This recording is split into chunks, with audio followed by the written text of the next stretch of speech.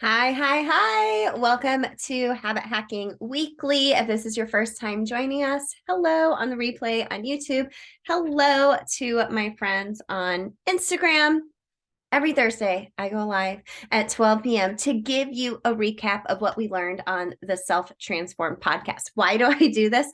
Well, for a couple of reasons. The most important one is sometimes you need to hear a message over and over again and be in the right mind frame to receive that message, right? You know what I mean? Sometimes we hear something over and over and over again, and maybe you heard it on the podcast earlier this week, but rehearing it today, you see it in a different light depending on the mind frame you're coming from today. So my name is Emily Nichols. I'm the host of the Self Transform podcast. I help busy working moms in particular habit hack their health in less time and guilt free. Okay. So this week on the podcast, we had episode 194 with Gabe Cox. Gabe talked to us about training for life, how we are able to use a metaphor of running a marathon as the same as training for life. Right. And I'm not a big runner. I used to be. Have some really great friends that I met through running. My husband's actually a Boston Marathon qualified runner. And so is Gabe, who was on our show. And it was just a really great analogy because when you go out to run a marathon, right, you have to have a plan. So just like in life, right, life is not a sprint. It's a marathon. You have to come into it having dedication, right? You have to have dedication. You have to have some type of plan. So when I remember just watching my husband train for his marathon, and Gabe brought this up in the podcast episode too, you have hills you have to climb, you have, speed days where you're just zooming around, right? You have days where you need to have an easier run or days where you have active recovery. You need to be fueling your body in order to maintain that level of fitness. And oh my goodness, did my husband have to refuel his body during marathon training? Well, my friend, it's the same thing for life, right? Sometimes we're going to be climbing uphill. Some days it's going to feel like you are just speeding around like a tornado all the time, right? Some days we need to sit back, find our breath, maybe go get some type of recovery. Maybe we need to be fueling our bodies with food to help us just have the energy to get through the day, but also food that fuels our soul, right? That's my definition of food freedom, by the way. Go check it out. I talk about it a lot. If we've just met, like, we'll talk about tacos and margaritas a lot. Okay. So that's what all about training for life is. You have to have a dedicated plan in order to keep going, right? And I really like to use this analogy a lot of times is because there is really no finish line when it comes to life or your own health, right? We're always in some type of transformation or change or season of our life. What I was doing in my own personal transformation back in 2015, once I started down this path of health and helping others, it's changed in oh my gosh, like 8 years since I've been doing this, right? What I used to do back then, my kids were smaller. I was working a corporate job. Now I am a full-time podcaster, fitness coach, habit coach, and I help people virtually and in person through classes that I coach personally at Orange Theory as well. But also my kids are older, and that comes a lot with a lot more emotional support from me and driving around a lot, physically driving them around a lot too, until my oldest can drive, which mixed feelings about that. So in regards to your kids, if you do have kids, it makes me think of every time my husband has finished a race or I finished a race and my kids were there, they were there cheering their little hearts out for me no matter what.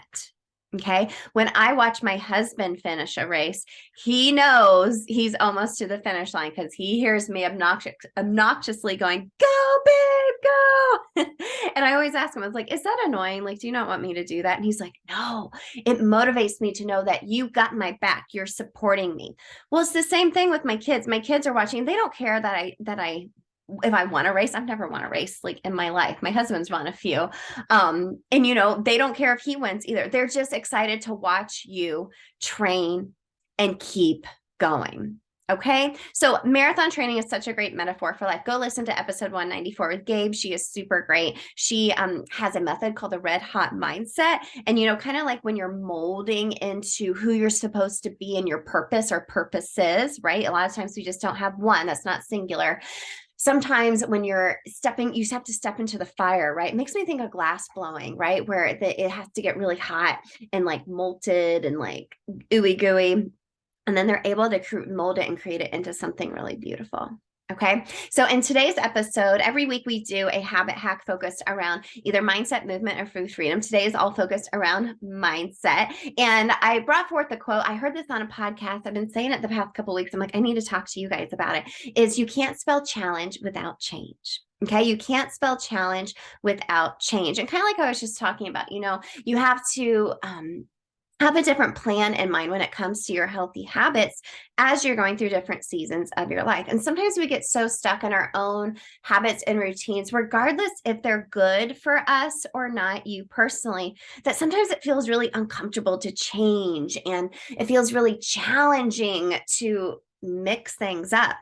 But let me ask you this. How many times have you, maybe looked at a past version of yourself, right? And you've been like, oh my gosh, I was just so on top of my nutrition. I was so on top of my movement. I was just feeling so good about myself and my mindset was just 100%. I was doing so great. And then something happens. You get a new job, your schedule changes, your kids get older, the gym you were going to shuts down, right? And that throws everything off. And a lot of times for us, that is like, whoa, that feels super uncomfortable.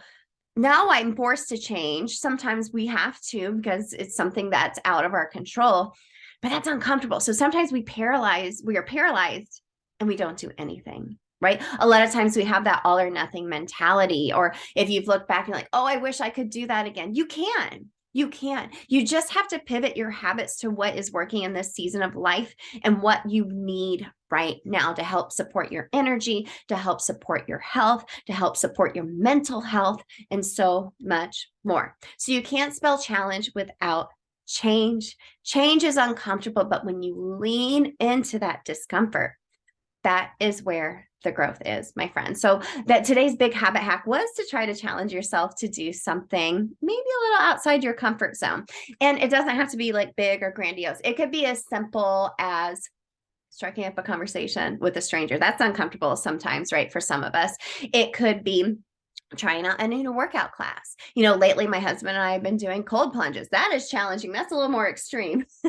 That's definitely uncomfortable and challenging, but I love that challenge. So once you start stepping into the discomfort though, you're training yourself. That becomes a habit in itself. So when life changes, you have to make a change, whether you're forced to on your own or from outside sources, you have the mental and physical stamina to take on that challenge head on. Okay, so thanks for joining me for Habit Hacking Weekly. You can catch all the replays of every week here on Instagram, here on YouTube, and would love for you to keep listening to the Self Transform podcast. If you love it, leave a review in iTunes. That helps more people find the show. And thanks for listening. I hope you have a great rest of your day, and I'll see you next week.